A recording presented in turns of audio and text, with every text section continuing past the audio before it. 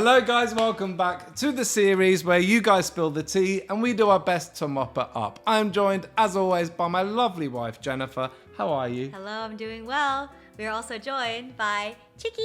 She's being a bit shy at the moment. You know, she's been a bit down recently. She has been overthinking, which is today's topic. It's something that I can't believe how many submissions came in. So many people going through the same problems with the same thoughts. And it's something, you know, we can relate to, especially now, you know, early motherhood. Like, how are you feeling with that? Oh yeah, I've been overthinking a bunch, which is why we're doing this episode. It is, and I think it's something that really needs to be spoken about to make people realize they're not alone, and there's a few tools and ways we can hopefully help. But before we start, I want to say a massive thank you to BetterHelp for sponsoring this video. If you guys don't know who BetterHelp are, they're an online therapy service that's also affordable, and me and Jen, you know, we're a big advocate for therapy, for trying to do anything you can to better yourself, and the fact that these guys are very accessible, affordable, everything is really helpful. So you got to ask yourself, you know, is there anything getting in the way of your happiness, or is there anything getting in the way of you achieving your goals? And if there is, then BetterHelp's the one. You got to try and do things to try and further yourself, to better yourself. And the perfect thing with them, you just go on their site, you answer a few questions, and then they'll help link you with a licensed professional therapist to assess your needs. And I think that's amazing. So if you guys are interested, head over to betterhelp.com/Jonathan. That's better, HELP. And then you can get 10% off your first month. So with that said, let's crack on with the submissions. Some days I overthink about little things which eventually become a bigger issue. This leads me to be unproductive, which makes me feel even worse about myself. I wonder what I can do to turn things around. This is like the cycle of overthinking. Yeah. Yeah, like you have a thought that leads to another thought that leads to another thought. It's a loop, and it's actually like popcorning, because when you're in a state of overthinking, your body is actually kind of panicking in a sense. Your brain's trying to predict the future. I think when I'm overthinking especially, I didn't notice how shallow my breath becomes. Like I'm breathing a lot less. I'm starting to feel like my mind feel cluttered, my shoulders are tense, and that leads me to popcorn into other bad things that can happen. And when I'm overthinking, I realize that I can't think my way out of overthinking. Yeah. Like sometimes you just need a hard reset. Our therapist actually describe this perfect example of what overthinking is like. It's like you're driving a car, but it's stuck in mud. And the harder you try and rev that pedal, you're just getting deeper and deeper into the mud. So you need to have like some sort of like blunt object to kind of push you out. To stick a thought out. Yeah, stick a thought out. And for me, that's breathing. Yeah. And I have been loving this technique that Ben showed me. It's by this man named Wim Hof. He's got like this 10 to 11 minute video on YouTube where it's like 3 rounds of deep breathing. But when I'm panicking, I realized anything is better than this feeling right now. So let me just turn on this damn YouTube video. And after, it feels like a reset. I can't say like, and everything, and all my problems are solved, but it does leave me better than when I started. And that kind of pushes me out of that mud.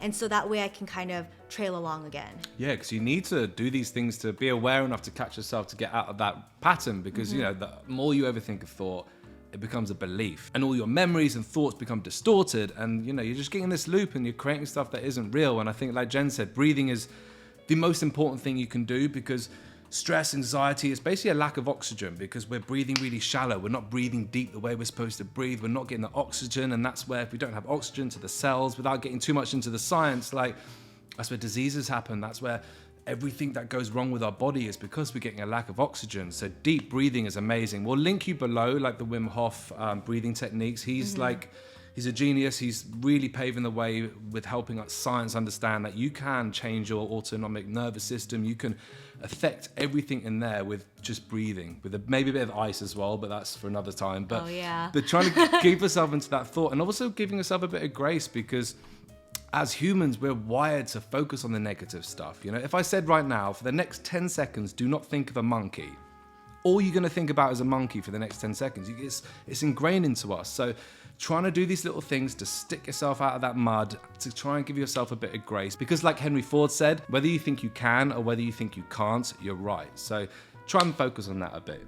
Something I really struggle with is overthinking a conflict or awkward situation long after it has already happened. I will replay the scenario in my mind and keep thinking about all the things I should have said or all the ways I should have acted differently. I know it's pointless, but I find it so hard to stop. Any tips? Again, wow, that's so relatable, isn't it? Yeah. I mean, I feel like first things first. I mean, we always come away from these kind of events or these social situations thinking, oh, I wonder if they're thinking about what I said or what I did, and I embarrassed myself. Or every single person's thinking the same thing. They're thinking about themselves. You've never come back from a place when, remember that time that person walked weird? Oh, you don't think about it. You're just worried about your own stuff. So I think understanding that, firstly, people are just worried about how they're being perceived. They're not thinking about you as much as you are thinking about you. I feel like everyone is the main character of their own movie. Yeah, the only character. Yeah, so if anything, you're just an extra in their mind. Yeah. So pay them no mind. But honestly, I struggled with this a lot, especially in 2020, because I feel like in 2019, that's when I was like going out a lot more. And it was also when I was drinking quite a bit. And I got a little sloppy on a couple of nights, and the next morning I'd be like, oh my gosh, why did I say that? Why did I act like that? And so in 2020, and this is like months after it happened, I would just be like walking, and then I would just think of that scenario at the event where, I said something stupid, and it would just ruminate in my mind over and over. And it got to a point where I was like, why am I thinking about this every single day? This person probably doesn't even realize that I'm thinking about this all the time. And then what helped me was just laughing about it, literally. Like, I think everyone has like a couple of cringe moments in their life, but you should see those as badges of honor. If you're not having a cringe moment, then what are you doing? You're in your comfort zone. Well, it's kind of like that whole rejection challenge thing, going out your way to get rejected, because the more you do, the more it humbles you, and the more you get used to that kind of stuff. And embarrassing yourself, I've had plenty of those. Don't look them up, but it does make you a bit stronger, because the more you do that, the more you, again, get out of your comfort zone, face that fear, do these things that scare you. And instead of thinking about them regrets and mistakes, they're lessons. It's a part of your 1,000-step process, I think. And like that kind of situation, especially like the worry about the night before, it's something that, the past is history, the future's a mystery, and the present is a gift, Wow. It's true. And it's It's easy true. to get worried about that. And also I think, going off the 4 agreements, right? That book, and like a couple of them was, firstly, don't take anything personally. If someone's a bit rude with you, if they're not connecting with you, it's probably because they've had a tough day. That's an easy one to remember. It's hard to obviously execute, but the other one is always try your best. If you go out and look, if you know your limits, and if you make sure, look, I'm just going to be my best version of myself, I'm going to treat everyone as kind as I can, I'm just going to try and do the things to set me up for success. If you get a bit sloppy when you've had a couple of drinks, try and limit yourself, so at least when you come home you can be like, okay, at least I tried my best, at least I didn't fall over and throw up because I had too many Jaeger bombs, What if that happened to this person? If that happens, it's part of your 1,000-step process. Oh my but gosh. again, if that does happen, which has, again, happened plenty of times, you wake up the next day, you think about it, and instead of dwelling on this thing that you regret and this big mistake, you went, okay, what could I have done better to make it a better day? Less Jaeger bombs. And then just work about next time trying to improve that. Because if you focus about what was your problem, or what was the thing that stemmed into this overthinking, into this negative situation, then try and find the root of it and try and fix that root. Exactly. Also, I want to add, if you're not seeing the people that you're constantly thinking about, then who cares? They're literally not in your life. They're living in your mind. Yeah. And that's something I had to remind myself. I was like, why am I thinking about this random influencer event? Like, I'm never, ever going to see these people ever again. And that was what clicked in my mind. And then I haven't really thought about it since then. Until now. Good. Until now. Cut. Personally, I have to always look online symptoms I have, whatever they may be. And then I think about all the possibilities, and then they stress me out. Do I have cancer? Should I go to the emergency room? Am I on the road to death? And I do the same if my loved ones are sick. What would you suggest to help me out? First off, are you me? Did I write this question? This is literally what I've been going through. And I've discovered that this is called health anxiety. And this is when your brain will start catastrophizing the worst situation. Yeah. And I don't really want to go too deep into what I was anxious about, but it was definitely something that was going on with my body. And the only relief I found when I was having these symptoms was finding stuff online. All I wanted to find out was if someone else was having the same symptoms as I was. But the problem is, once you find the description of what your symptoms are, it's like chances are it's not true, but yet you're going to hold on to that symptom and overthink it and into overthink convincing it exactly. Yeah. And also when I was overthinking about what was going on with my body, again, shallow breathing, and then it would Yeah. lead into a panic. And when you're in a state of panic, all those symptoms like dizziness, blurred vision, headache, all that stuff can be applicable to a panic attack. You would come downstairs like every day with a new symptom that, again, it's you think a thought, you overthink it, and then it becomes a belief. But obviously for Jen, obviously your hormones are still kind of all over the place. You've just given birth, so it's natural that your brain's going to go there, right? Exactly. But I get why you want to look up your online symptoms, because it gives you a bit of relief knowing like, okay, this is what it is. It's like it's a false sense of certainty, but you won't know until you actually just book an appointment to the doctor. So I've actually gone to 3 doctors, and what I've come to realize is a lot of my symptoms are a result of my anxiety. And I don't want to diagnose you at all, but I think the best advice I can give you is just to book an appointment and just don't read anything online. Because if anything, it's just going to give you new ideas of what you might think you have. Well, it's like going back to what we were saying about how the human mind focuses on the negative stuff. You know, if you read all your nice comments and you have 1,000 good ones and one negative one, you focus on the negative Exactly. one. And same with this. You think, oh, I was fine. This is fine. I got something bad happened. You focus on that. You overthink. It becomes a belief. Then you tell yourself, and then eventually you think, how did I get into that loop? And it's quite, it's very easy to get in that loop unless you find a stick to get out of that mud. And something I've been learning a lot recently about epigenetics, which is basically how we're not doomed by our genes. We thought for years, forever, that science told us that, you know, if our parents had high blood pressure, we'll have high blood pressure. We can't control our autonomic nervous system. We can't control all this stuff. And that's not true. That's what Wim Hof came along and kind of told us all about how much you can control that. And like we said before, if you put more oxygen into your body, that brings more proteins to the cells to help fix the things that happen. When you have lack of oxygen, that does cause things that can turn into diseases. So do things to get deeper breaths. Get the bloody hell off these forums. Like Oh my God. the amount of times It's I had to hard. bar Jen and come in, I'm like, get up. But you got to understand as well, like what type of person you are. If you are someone that wants to get that peace of mind, then sure, go for it. But you got to ask yourself again, it's like whatever you do, YouTube, social media, it's like using my time to do this. Is this serving me? Is this going to make me come away feeling better about myself, about my health, about my life, whatever it is? Or is it going to make me feel worse? And you've got to really ask yourself that and be aware in those moments, because we don't realize how often we're subconsciously picking the bad stuff, you know, the negative stuff, the drama stuff, the stuff that actually gives us a weird sense of comfort, because that stress and all these kind of things we get addicted to as well, you know? Totally. So I think if you're struggling with this, just book yourself an appointment with a doctor. And until you get some results, try your best not to think about it and get off the forums. They're not going to help. I think what's really been helping me is some breathing and watch something light, you know? Try and find something that you can really focus your attention on. Yeah, and I think lastly as well, like a little task you can do, I think I got this from Tony Robbins, like a little practice you can do, like if you can try and catch yourself while you're being negative, but allow yourself 30 seconds just to vent in your mind or to your partner, whoever, feel that, but then after 30 seconds, you've got to stop and try that practice. Again, it brings awareness and it also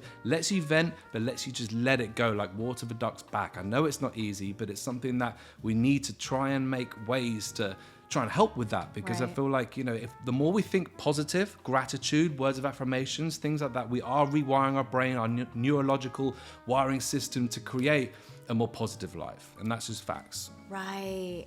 Oh man, you explaining that actually reminded me like a technique that my brother shared recently.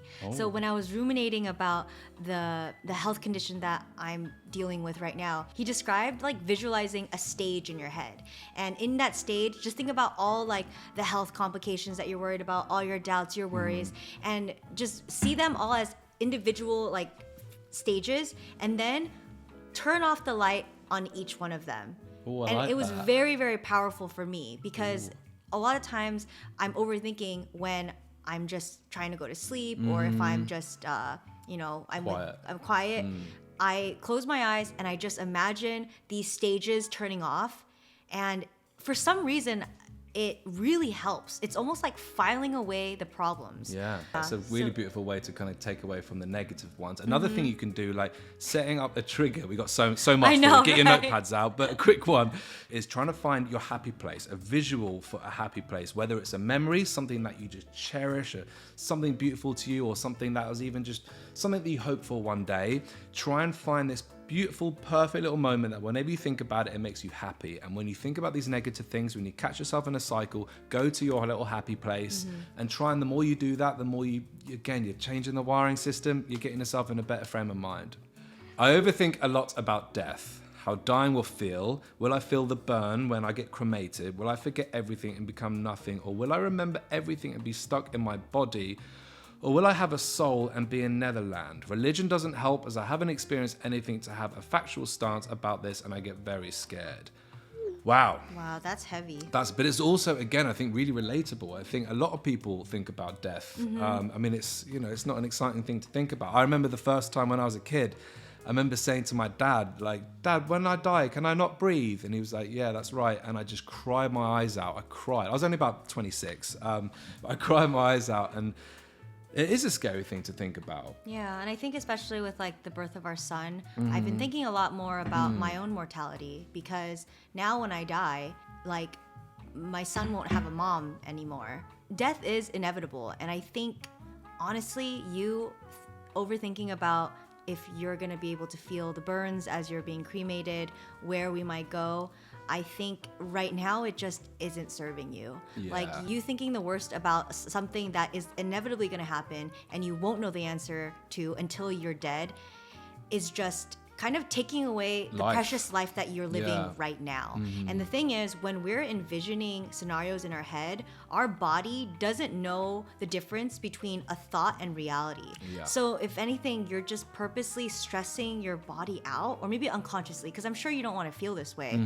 But I just have to let you know that like ruminating different ways of like how death might be like is just not helping you. And I think what helps me kind of cope with how death might be like is, you know, the time when you didn't exist. Did you care? Did you know?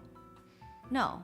So I feel like it'll probably be the same when we die. Well, especially when, I think I've gotten a really recently, I've been learning so much about, consciousness, spirituality, all this stuff. And like a lot of that does involve, life after death and before life. And one thing to hopefully put your mind at ease, there is a part of us, we are made up of energy. That's science, it's a fact. And also a fact, energy cannot be created or destroyed. So something of us does live on. And everything that, from books to documentaries about learning from people that, have a big experience, a near-death experience, all these things, nearly all of them have been the very same kind of peace, love, everything that, you learn about consciousness without, again, getting too deep into that stuff, like free of the ego, that peace, that love that we're all connected to. It seems like, I believe anyway that there is something afterwards, that something of us does live on. And I think it's like memento mori, learning to die before you die. It's like that saying of Naval Ravikant said that a man has two lives and the second one starts and he learns he just has one. Learning that, we only have one life and we worry too much about what's going to happen. And so many people, when they're on their deathbeds, there's been so many researchers and so many things when they ask old people on their deathbed, and they talk about how that's the most peace they've ever felt, and they wish they learned to not stress about life before, because all the money, all the career, all these stresses that made them maybe at that stage they're at, it wasn't worth it, because it's just about joy and just trying to find love in this world. So I do think that's something to try and put yourself in a frame of mind where you're going to find more gratitude, find more love, and just whatever happens, Yeah. This too shall pass. Absolutely. This also reminds me of a quote that Anne Lamott said, which was, when you die, it's just a change of address. Yeah, or John Lennon said dying is like getting out of one car and into another, Oh, yeah. Like, That's good too. I like that as well. It's like, I feel like the next stage is just going to be unlike anything that we can fathom right now. Yeah. But even like you think about birth, you think about when, you're a baby and you're in the womb, and that's a whole, it's a universe. Well, imagine you've got a twin and you're able to communicate, and you're like, wow, look at this world we have. It's like, well, I don't know, I think there's something outside. What do you mean? So where we can breathe with air and like we can run around. They're like, what are you talking about? It's that was a form of life. And I think not getting too wrapped up in stuff we don't know. Again, going back to what you can't control, let go of. What you can control right now, being present, breathing, trying to spread love, trying to give love, you're going to have a better life. So with that said, we're going to wrap it up now. Thank you all so much for your submissions. Thank you for your love. If you guys have any more questions, any more problems, please send it to spilltheteaplace@gmail.com. Thank you, BetterHelp, for the sponsorship. We'll see you guys in the next one. Bye. Bye.